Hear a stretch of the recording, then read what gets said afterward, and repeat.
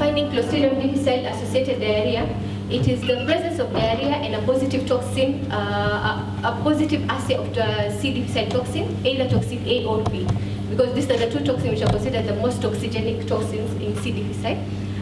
So the Clostridium difficile associated diarrhea, it is caused by the Clostridium difficile bacteria, which is a spore-forming, toxin-producing. It has several toxins, but the toxigenic is A and B is considered the most toxigenic. It's around 10 times more potent than the A. Gram-positive anaerobe. It is known to cause 15 to 25% of antibiotic-associated diarrhea, and it is also considered as a major cause of nosocomial antibiotic-associated diarrhea. Moreover, there were also recent studies that talked about that C. difficile is considered as a major healthcare-associated infection that had surpassed it. Miller et al. In 2010 reported that it had surpassed even MRSA infection currently in community healthcare centers in US. So risk factors for Cdad, it's antibiotic use, history of antibiotic use, advanced age, prolonged hospitalization, immunosuppression, history of immunosuppression, history of gastric acid inhibitor use, and severe underlying illness. All these risk factors are one way or another resulting, they end up resulting suppression of normal flora gut, because ideally Clostridium difficile considered as one of the GI normal flora. But once the normal flora is suppressed or altered, it takes an advantage and results to infection. So Cdad on its own, it's considered as one of the most common healthcare-associated infection, and in the last 2 decades, it has been reported that there is an increase of morbidity and mortality in Cdad that in most of the Western countries, and currently they're reporting it, they're considering it as a major public problem. That it was also at the same time reported that secondary to Cdad, there is an increase in cost of healthcare. In 2012, the US reported there's a study reported from the US that there was an increase of $4.8 billion in healthcare secondary just to take care of the Cdad. And all this, the increase in morbidity, mortality, the increase in frequency of the severity of this illness in the last 2 decades, it was found to be secondary to the presence of the hypervirulent strain. So the prevalence of Clostridium difficile in our setup in Sub-Saharan, we found the infection and the carriage was between 4.9 and 43%. 4.9 being the prevalence found in Ghana, and 43% the prevalence found in Nigeria. And there are several studies done in Zimbabwe which were reporting on the carriage of the CD. I found it interesting when we were going through this literature, and they reported that they were taking some soil in the market, and at the same time chicken feces in the market, the chicken was in the market cages, and they found that there was a prevalence of around 29 and 22%. And they also checked on drinking water, and it was around 6%. So the carriage was also high in Zimbabwe. So my study justification is that in worldwide, it's considered as currently as a public major problem. We don't have much study in our setup. In Sub-Saharan, in the last 2 decades, we are having around 9 to 10 studies only talking about it. So by doing this study, we'll get more information of our local status of Cdad, and from this information, it should be used as a baseline data to assess on future intervention. So my main objective was to determine the prevalence and describe the clinical characteristic of the Cdad at MTRH Eldoret, Kenya. My study design was a descriptive cross-sectional study, and my study population were patients who were admitted in MTRH, and I used a consecutive sampling technique. I calculated my sample size using Fisher's formula, and at the same by having an inflation of 16%, my sample size was around 110. So eligibility criteria in my study were any participant who came in at age of 18 or above, any participant who was admitted in MTRH with a history of using antibiotic and developed diarrhea after at least 48 hours of antibiotic use, or anyone who came in with diarrhea and had a history of using antibiotic in the last 30 days. And of course, getting an informed consent from the participant. So my study procedure is that once the participant met the eligibility criteria, we filled in a questionnaire, and from the questionnaire we were getting more information. We got the age of the patient, the duration of the hospitalization, the type of antibiotic they've used, the duration of antibiotic use, history of use of gastric acid inhibitors, if there was any history of HIV comorbidities from the patient. And once we filled our questionnaire, the stool sample was obtained and it was transported to the AMPATH reference lab, where a PCR test was done to check on the presence of toxin B and hypervirulent strain. Once we got our result, so from the PCR, if there were any inhibitors, there was a possibility of getting an invalid result. So we were either getting valid or invalid, and under valid, it was either positive or negative. So once we got our results, these results were communicated to the primary clinician, and it was up to them to decide on what they do with their patient. So this is the assay that I used. I used a Cepheid Expert CD cell epi kit to do my study. I got the ethical approval from the IREC and MTRH, informed consent from the patients, and my data was confidentiality was ensured by putting my data in a locked file cabinet.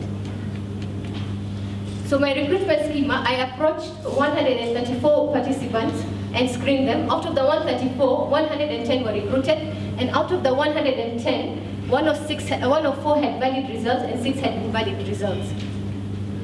So when I was comparing the biodata among my participants who had Cdad and those who didn't have Cdad, the overall median age was 39.5 among the study participants, but those who had Cdad had a median age of 42 years. Although when we were comparing between the two groups, it was not found statistically significant. When we were comparing the sex between the Cdad positive and Cdad negative, we also found that there was no significant difference between the two groups. So I got a prevalence of 22.2% in my study, and with a 95% confidence interval between 14 and 30.2%, and the hypervirulent strain was undetectable in my study.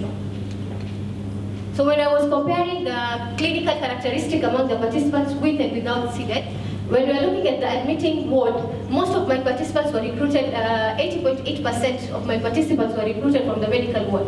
But when we were comparing between the two groups, we noted that those who were admitted in the surgical ward were more likely to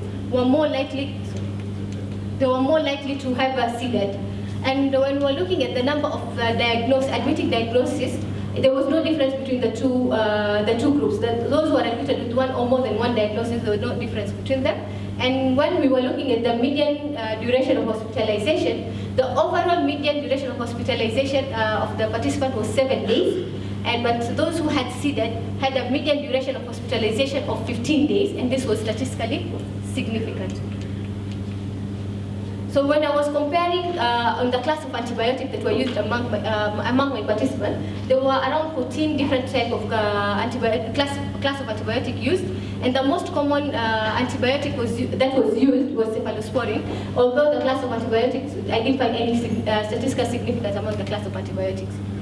So when I was comparing the number of antibiotic used, most of my participants were using more than one antibiotic, 51.9%. And when comparing the two groups, I found that those who were using more than one antibiotic were more likely to get Cdad compared to those who were using one antibiotic. When we were also comparing the duration of antibiotic use, we noted that those who were using antibiotics for more than 1 week were more likely to get Cdad than those who were using in less than 1 week. When we were comparing the results of usage from the history of usage of gastric acid inhibitors, there was no significant difference between the two groups. This was the same for the HIV infection and history of comorbidities. We didn't note any significant difference among the two groups. So in my discussion, I got a prevalence of 22.2, and this was comparable to a study done by Kulin et al. In South Africa in 2015.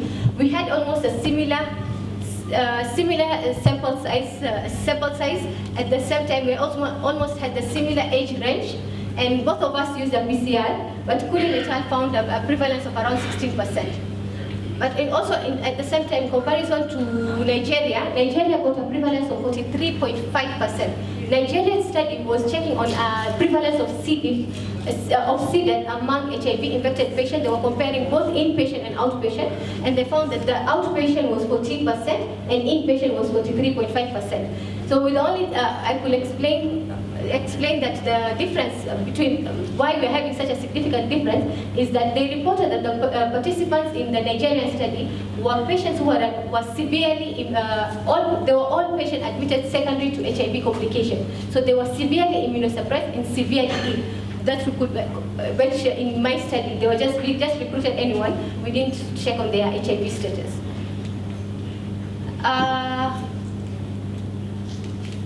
So for the prevalence of hypervirulent strain, I didn't get anything from, it was 0 for me. And from the few studies, the 10 studies done in the sub-Saharan Africa, there were only 3 studies that they checked on the toxigenicity of the strains.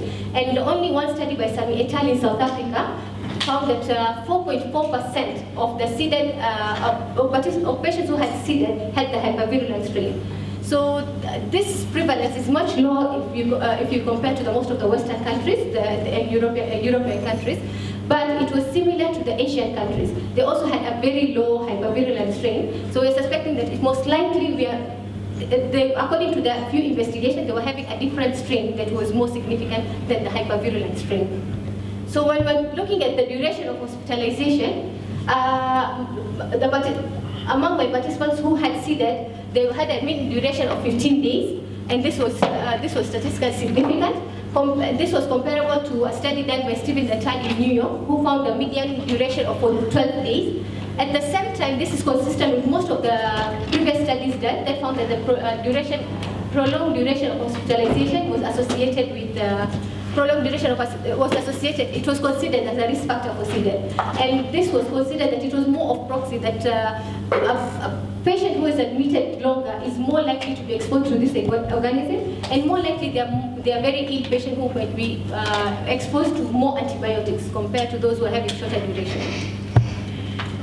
So when I'm checking for the antibiotic use, in my studies, I found that there was an increased risk of Cdad in participants with increasing number and days of antibiotic use, and this was consistent also with most of the literatures that we are having. And Stephen et al. found that there was an increase of 2.5-fold if a patient is on 2 antibiotics, and an increase of 3.3-fold if one is on 3 to 5 antibiotics, and 9.6-fold if one is on more than 5 antibiotics. So for the class of antibiotics, I'd just like to mention that, okay, it was not significant in my study. Most of my participants were on cephalosporin, but I didn't find it very significant. Most likely it was due to my small sample size. But I'd like to mention that it was not only that the antibiotic use that is a risk factor. There were several literatures that have supported that there are some class of antibiotic on its own stands as a risk factor. And some of these antibiotics are cephalosporins, quinolones, clindamycin, and broad-spectrum penicillin. And I'd like us to note that it is not only that you should be using several antibiotics or the prolonged or the multiple antibiotics. It has been noted that the several studies that have reported that the single surgical prophylaxis dose was on its own stood as a risk factor. So in my study, I found that the surgical ward, those who are admitted the surgical ward were more likely to have Cdad compared to the medical ward. But Brown et al. In Toronto reported that it was not really the ward on its own per se that is the risk factor. It is the exposure of antibiotics in that ward that might be the risk factor causing the ward being significant. So the strength of my study, I used the PCR as a diagnostics test, and best to my knowledge, this was the first study in Kenya to use a molecular, to do a molecular study to report on Cdad. And apart from that, PCR is considered, according to the IDAC latest guideline in 2017, considers it to be the most sensitive test.